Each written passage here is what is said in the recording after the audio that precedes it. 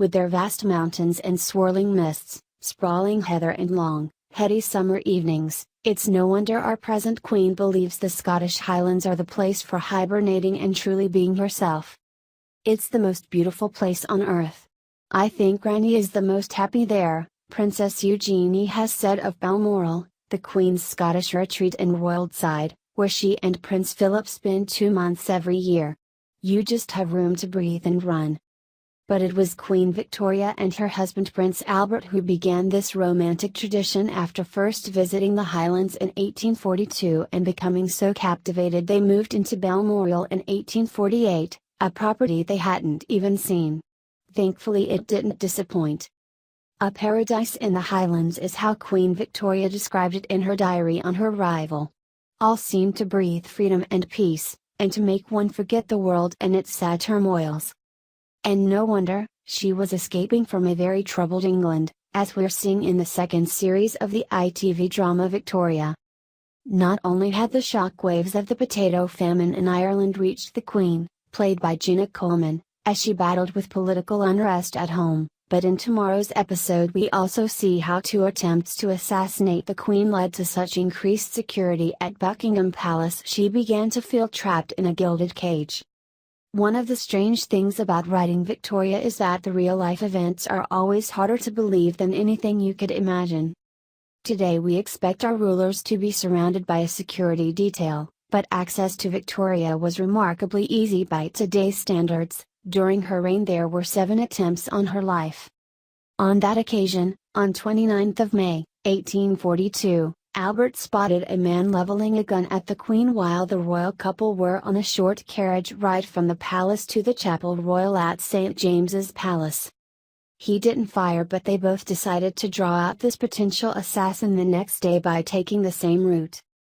And indeed, this time he did draw his flintlock and attempt to shoot her. The would-be assassin, 20-year-old John Francis, was apprehended by a police constable and eventually transported to Australia for his crime. Victoria had always dreamed of visiting Scotland because she spent her childhood reading Sir Walter Scott novels and all those improbable stories of chivalry, about Rob Roy and Bonnie Prince Charlie, so it seemed to her an incredibly enchanting place. She'd also had her second baby and was suffering from postnatal depression. Albert, played by Tom Hughes, understood that entertainment was vital to keeping his young wife happy and dedicated himself to organizing holidays to get her out of London. So they decided to go to Scotland and we filmed at Blair Castle, the home of the Duke of Atholl, played in our show by legendary Scottish actor Denis Lawson, where the real Victoria and Albert actually stayed. Usually, many of the extras on the set of Victoria are regulars, hired from local agencies.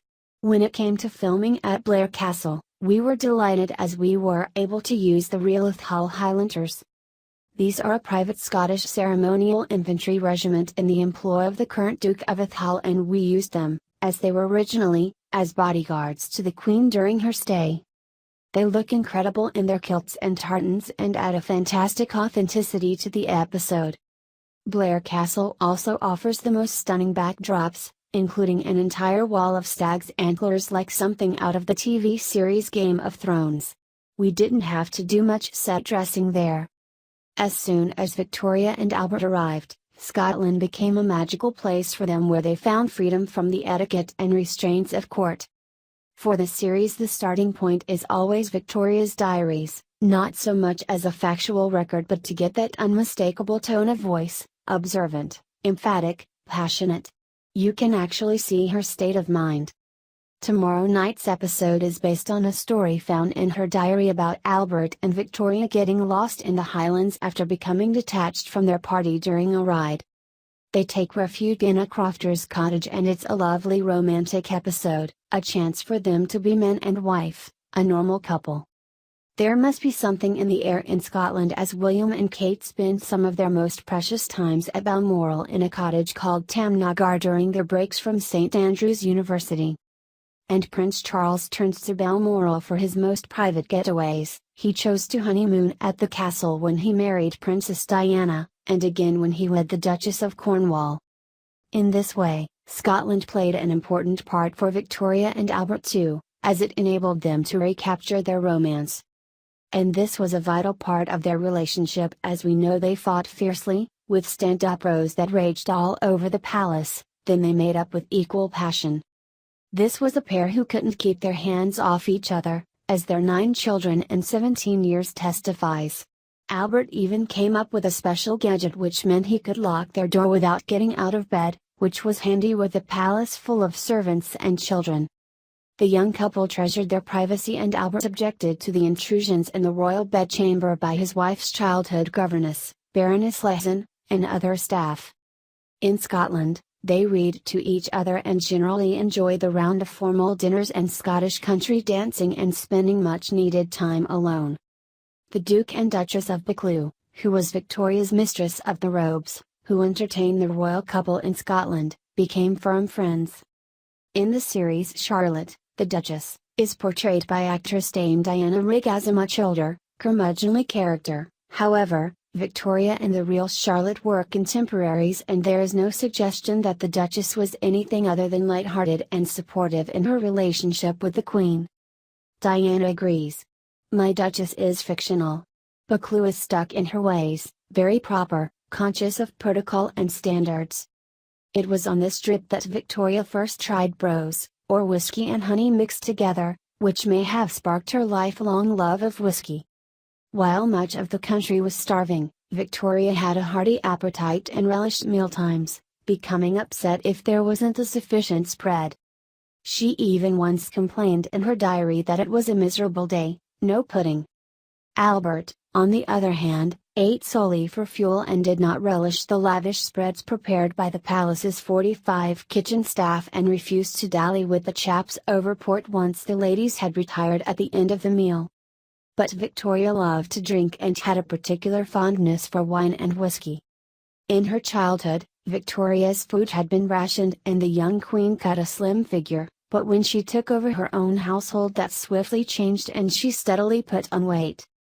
She also ate very quickly, cramming food into her mouth.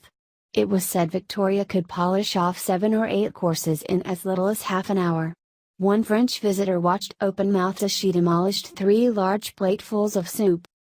While production designer Michael Howells's team makes sure that every prop on set looks perfect, nothing requires more attention to detail than the food for Victoria's special occasions. And one thing's for sure, not everything is as it seems. The platters of oysters served at the lavish ball in episode 3 were made out of lychees. We need to accommodate actors' allergies and food preferences, Michael explains. His team also worked with taxidermists to create the glorious display of poultry dishes which included peacocks, swans and geese.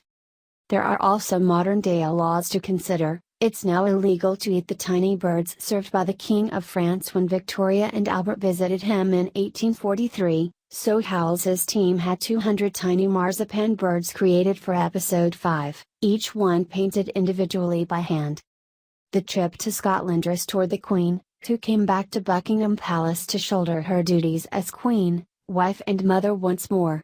By the end of Series 2, Victoria has 3 children, so the team has a set of prosthetic bumps to cover all stages of pregnancy. In reality she had 5 children by then, but we didn't want it to be a case of call the midwife, so we kept it under control. This series features several children of different ages.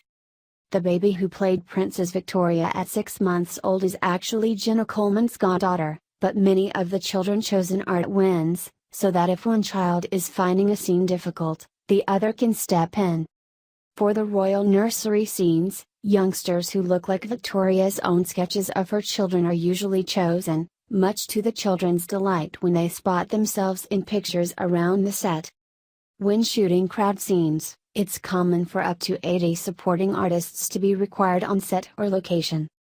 Anything larger and the CGI team are brought in to create the illusion of more people. Individual extras are shot from different angles against a green screen and then dropped into the background, their image altered slightly in each incarnation. Special effects in historical dramas are about recreating history. As visual effects producer Louise Hastings explains, the effects need to be invisible to transport the audience back to the Victorian era. It all has to look authentic. For sweeping scenes of old London, for example, The CGI team used maps and old paintings for reference, then added in horses, carriages and chimney smoke, as well as crowds, to recreate the capital as it was then. The results can be cunningly deceptive. The scenes in France for episode 5 were actually shot in Hartlepool, where a French quay was set up with an old paddle boat representing the royal yacht, Victoria and Albert. In real life it wasn't seaworthy. The period covered in the second series, 1841 to 1846, is particularly significant because it marks the end of Victoria's childhood. By the final episode she's lost her beloved Lord Melbourne, her adored dog Dash, and her relationship with her close confidant Baroness Lytton is increasingly under threat. Together, Victoria and Albert had begun to change the public persona of British royalty. Generations of their predecessors had been mired in infidelity and scandal, so as a royal couple they were almost unique in their loyalty to each other. It's unlikely any other constitutional monarch has had as much influence on the lives of her people as Victoria did. Many of Victoria and Albert's traditions are still in use too, from Albert's innovation of the engagement ring to the Christmas tree. Overall, the monarchy today, with its emphasis on ordinary family life, philanthropy, duty and stability, with a good dose of ceremony thrown in, owes a great deal to the model she created. It was a fascinating period of history, so no wonder a third series is being written right now.